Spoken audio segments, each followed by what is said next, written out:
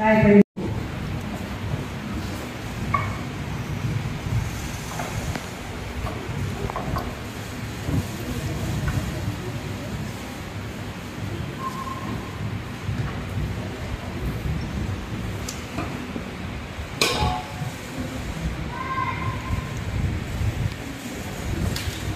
manaming mapagmahal, inilagak ng iyong anak sa amin ang pabawang pagsasalo sa mananatiling pagkaloob ko si Renato ay magkapakinabang sa Pag ni Cristo sa kabilang buhay sa pamamagitan na rin ng anak ng mahal kasama ng Espiritu Santo magpa sa walang hanggan. Amen. Mga kapatid, bago natin ihatid sa uling hantungan si Renato, magkukulan natin siya ng uling pagmamahal.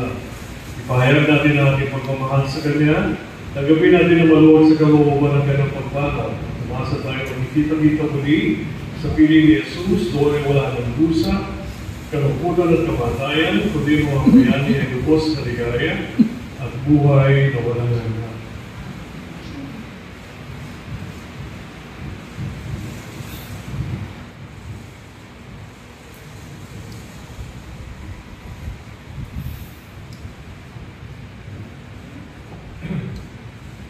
Mga anghel, mga banal, pananglan sa kalangitan, halika kayo at samahan. Ang na tumanaw sa piling niyang pamamahan.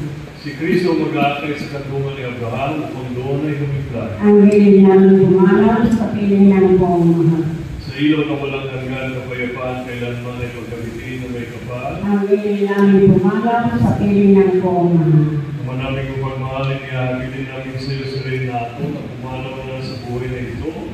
Huwag mo siyang pababayaan at pamalagiin mo siyang buhay sa iyong piling. Alangalan sa iyong awa at pag-ibig, pagkawali mo na sana ang kanyang mga pagkukulang at nagawang pagkakasala na ng kanyang kahinaan.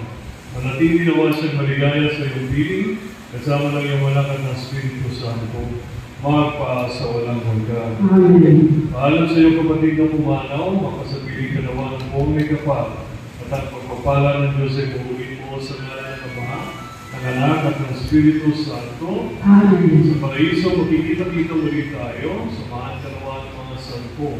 Kahit na may naabunan, tayo rin magsasama-sama upang lagi tayong higaya sa piling ng Diyos Ama. Amen.